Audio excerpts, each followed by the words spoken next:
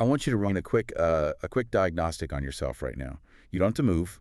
Just think about the last time you stood up from a low chair. Oh, Or yeah. maybe the last time you got out of your car after a long drive. Yeah.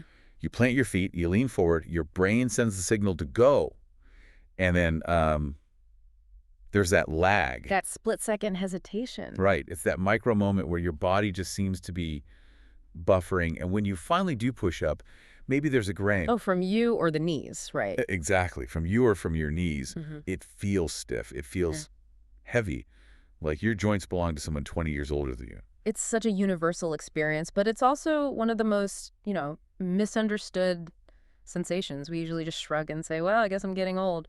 We just treat it as inevitable. We make a joke of it. Oh, There go the rusty hinges again. But today, on this deep dive, we're going to take that rusty hinge joke and treat it as a serious biological argument. We've been combing through a stack of research and literature surrounding a product called Biodynamix Joint Genesis. and to be clear, our mission here isn't just to look at a supplement bottle. We're using their research as a jumping-off point to understand the mechanics of mobility. Because the argument they make about why you feel stiff is, well, it's really fascinating. It sort of challenges the standard wear and tear story we've all been fed. That's the hook for me. I've always been told that my knees hurt because I use them too much. Like tires on a car that just wear down over miles. Right. But this research suggests that might not be the whole picture. It moves the conversation from structural failure, Meaning things are broken. right, things are broken or worn away, to environmental failure. It's a friction problem, not a fracture problem. So if you're listening to this and you've ever had to grip the railing to get down the stairs, or if your hips feel like they're glued together in the morning, stay with us.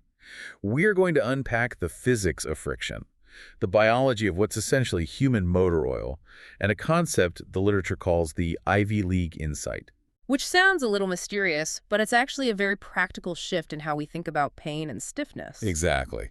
So let's start with the metaphor that really drives this whole discussion, the Yeah. rusty hinge. The source material leans so heavily on this. Is it just marketing fluff, or is there real anatomy here? It's actually a startlingly accurate biomechanical analogy. I mean, think about a door hinge in your garage that you haven't touched in a decade. It's just sitting there, the oil has evaporated. When you try to open that door, what happens? It resists. It's jerky. You have to push way harder than you should. It doesn't swing. It drags. And it makes a noise, that squeak. That is literally the sound of friction. Now, translate that to your body. When you feel that morning stiffness or that crackle in your knees. Doctors call it crepitus. Crepitus, yes. That sound is auditory proof of friction. Crepitus. That sounds like a horror movie villain. The crepitus is coming for you. It can feel like one, but mechanically what's happening in that door hinge is that the lubricant has dried up, metal is touching metal, the surface area creates drag. And the source material argues this is exactly what's happening in our joint capsule. It's not that the bone is shattered or anything, it's that the environment around the bone has changed. Precisely. And this is such a crucial distinction. If you think your joint is worn out, like a bald tire, you feel kind of helpless, right? You can't just grow a new tire. No. But if you think of it as a dry hinge, that implies a totally different problem. A dry hinge isn't broken, it just lacks lubrication. I want to pause on the symptoms here because the text lists a few that are so specific, and I think they'll help listeners identify if this dry hinge thing is actually their problem. We mentioned the morning stiffness. The classic startup trouble, yes. That feeling that you need to warm up the engine before you can, pull out of the driveway. But there are others that are a bit more nuanced. Tight hips after sitting. This one gets me. You sit for a movie, you stand up, and it feels like your hips are locked in that L shape. It takes a solid 10 seconds to unfold. That is a classic hydration issue, and the source uses a great analogy here. The sponge. Think of your cartilage like a sponge. Okay. While you're sitting, the weight of your body is squeezing the fluid out of that cartilage, almost like wringing out a wet sponge. Okay, so I'm sitting there just wringing out my hip sponges. Right.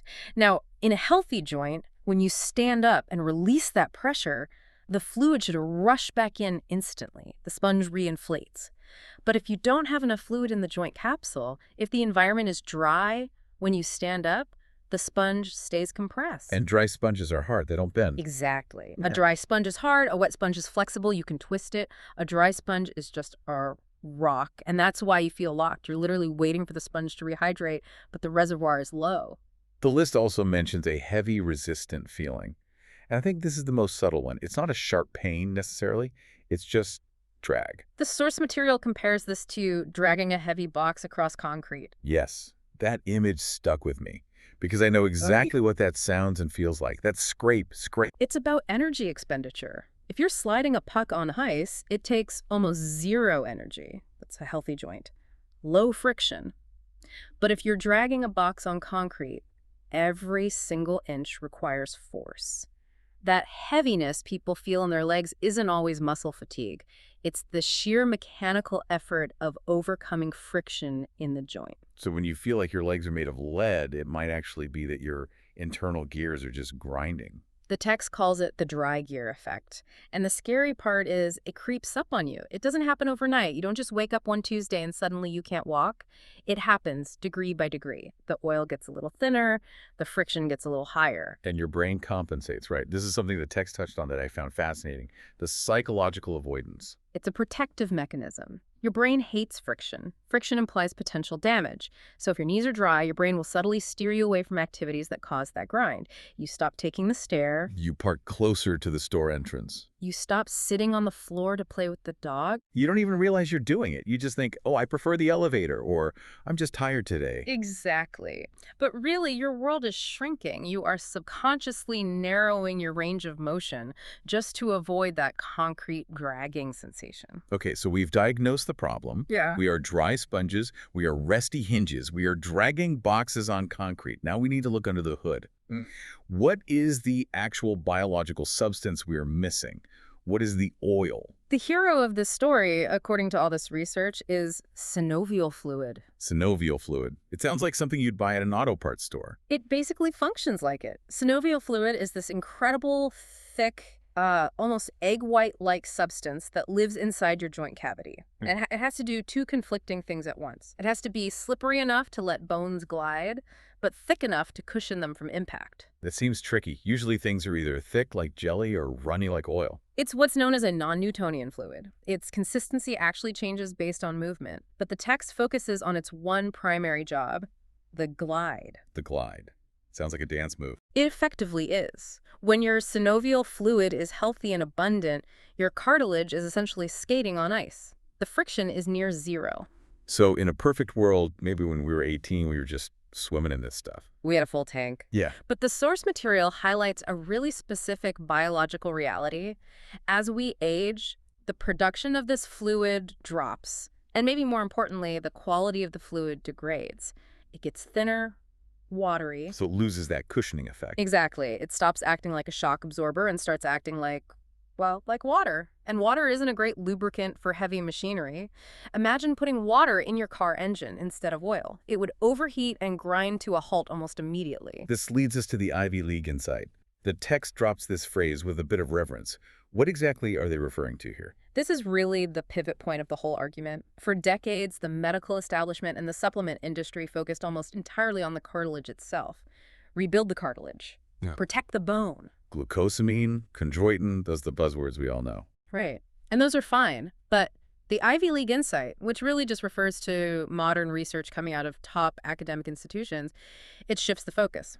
It says, you can have decent cartilage, but if the environment around it is dehydrated, it doesn't matter. Wait, break that down for me, because I thought cartilage was the whole ball game. Think about it this way. Imagine a water slide. You can have the smoothest, most perfectly constructed plastic-slide in the world. That's your cartilage. But if you turn off the water and try to slide down it, what happens? Yeah, you're going to get stuck. Your skin is going to squeak against the plastic. You're going to get a burn. Exactly. The Ivy League insight is that the hydration of the joint fluid is the primary driver of comfort. If the joint is dehydrated, friction skyrockets, even if that plastic slide is in perfect condition.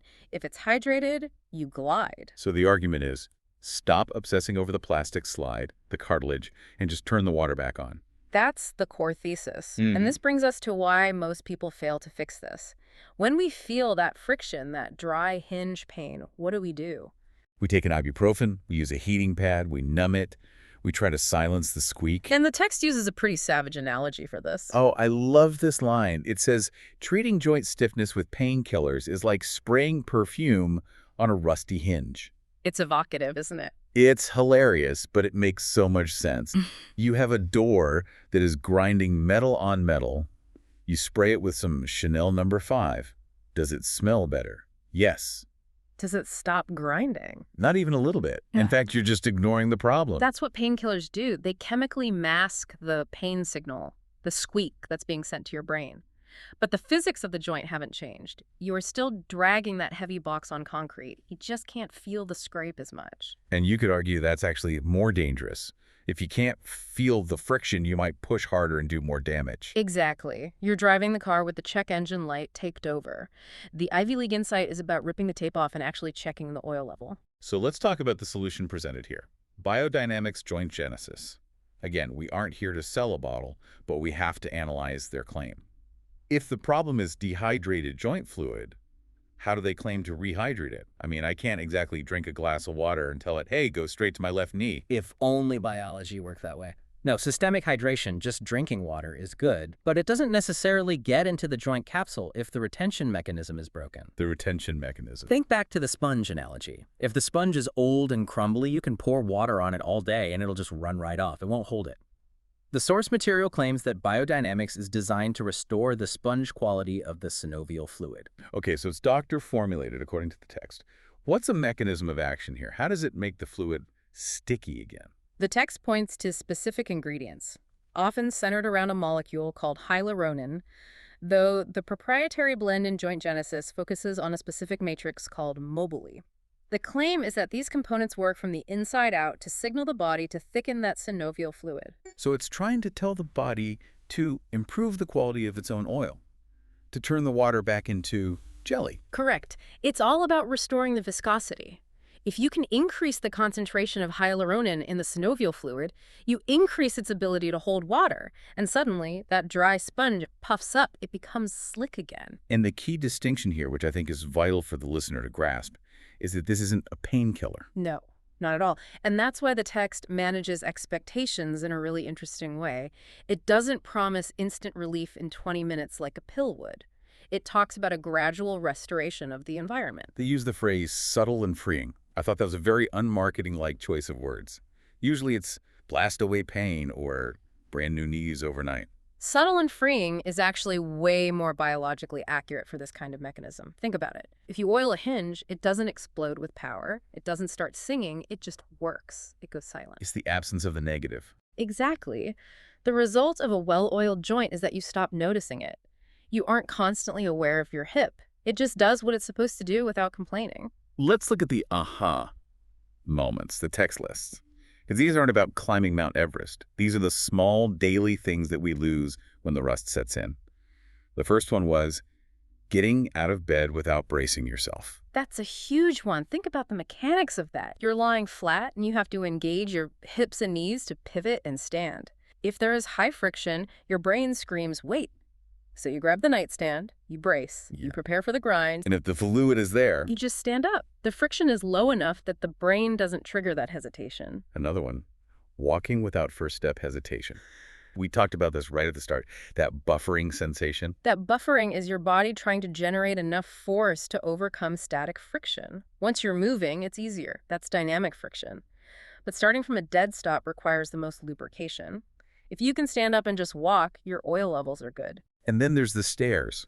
Climbing stairs without gripping the railing. This is a confidence issue. If your knee crackles or feels unstable because it's grinding, you don't trust it to hold your weight, so you offload that weight to your arm and the railing. Restoring the glide restores the trust in the limb. And the last one, which feels almost luxurious, sitting cross-legged. That requires extreme rotation in the hip socket. A dry hip socket simply will not rotate that far without screaming. It's like trying to turn a rusty bolt. It just stops. If you can sit cross-legged comfortably, it means your ball and socket joint is fully lubricated. It's funny because these sound like such small victories. But when you lose them, your life really changes. That's the shrinking world concept again. Yeah, let's go deeper on that. Because the source material gets surprisingly philosophical about this. It talks about freedom of movement, not just as a physical thing, but a mental one. Well, chronic stiffness is exhausting. I don't just mean physically, though it is. I mean mentally. Imagine if every time you moved, you had a low-level alarm bell going off in the background of your mind. Careful. don't do that. That's going to hurt later. It eats up your mental bandwidth. It does. It drains your energy. The text argues that when you restore lubrication, you aren't just fixing a knee, you are freeing up that mental bandwidth. You stop running that status report on your joints every 5 minutes. You just walk across the room, you just pick up the grandkid, you just get in the car, you don't have to plan the movement 3 steps in advance. And that is where the expansion happens. When movement is effortless, you naturally do more of it. You say yes to the walk. You say yes to the trip. The world gets bigger again because your physical machinery allows it to be. It's a positive feedback loop. You move more, which is good for you, so you feel better, so you move more. Versus the negative loop. You hurt, so you sit, so you get stiffer, so you hurt more. The pitch for something like biodynamics is that it's the circuit breaker for that negative loop. By addressing the root cause, the dryness, the rust. Right. It's an intervention at the mechanical level. It asks a fundamental question. Are you broken or are you just dry? So as we wrap up this deep dive, thinking about the listener who might be, rubbing their knee right now, maybe they've been nodding along to this whole rusty hinge description. What's the big takeaway for them? I think it's about shifting the narrative of your own body. Stop telling yourself I'm broken or I'm just old. Because old feels inevitable. Dry feels fixable. Exactly. If you view your body as a machine that is experiencing a maintenance issue, a lubrication issue, it empowers you to look for a solution, whether that's investigating something like Biodynamix Joint Genesis or just rethinking how you approach hydration and movement in general. It's the difference between a car that's ready for the scrapyard and a car that just needs an oil change. And biologically, the human body is incredibly resilient. It wants to heal. It wants to glide. It just needs the right raw materials to maintain that internal environment. So here is your final thought to mull over today. We laughed about the perfume on rust analogy earlier, but take a hard look at your medicine cabinet. Yeah. How much of what's in there is just perfume? How much is just masking the squeak? It's a really confronting question. If we stopped treating our bodies like broken parts that need to be numbed and started treating them like high-performance machines that just need the right maintenance, the right hydration, the right oil, how would that change not just your knees, but your entire approach to the next 10, 20, 30 years? It changes the goal from just surviving to thriving, and that is a shift worth making. Think about that the next time you take that first step out of bed. Thanks for listening to The Deep Dive. We'll see you next time.